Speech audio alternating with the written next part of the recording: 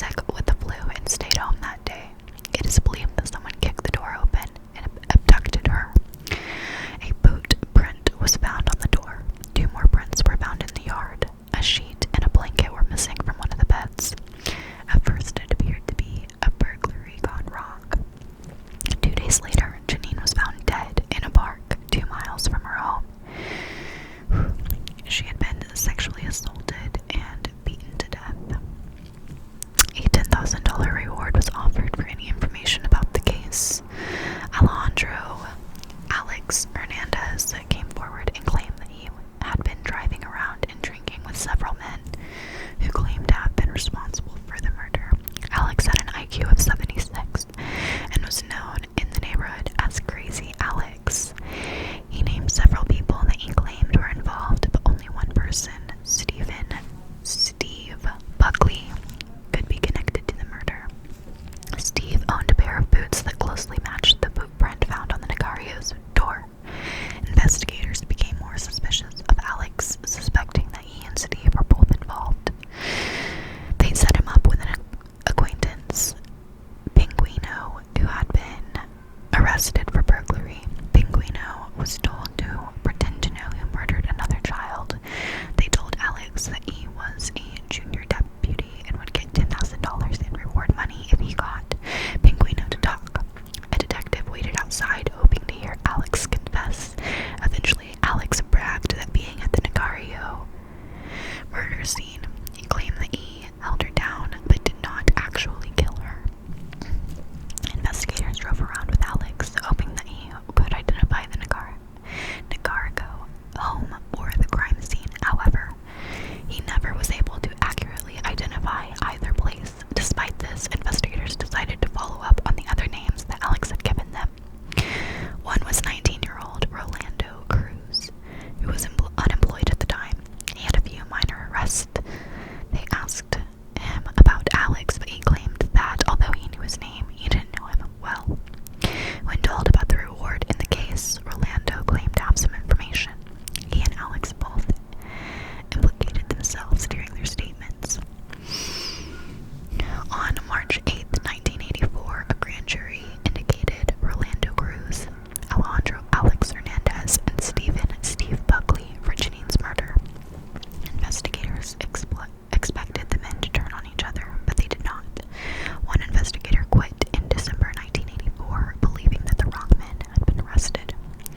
In January 1985, Rolando and Alex were convicted of Jeanine's murder. Steve's trial ended in a hung jury, and the prosecutors decided not to retry him. Rolando and Alex were both sentenced to death for the murder. 6 months later, police found the body of 7-year-old Melissa Ackerman in the drainage ditch just a few miles away. Like Jeanine, she had been abducted and raped prior to death. 5 days later, a man under arrest for several rapes named Brian Duggan was charged with Melissa's murder. In November 1985, Duggan confessed to his attorney that he had killed 3 people: Melissa, a nurse named Donna Schnorr, and Jeanine Nicarico. An investigator gave his attorney several questions for him to ask to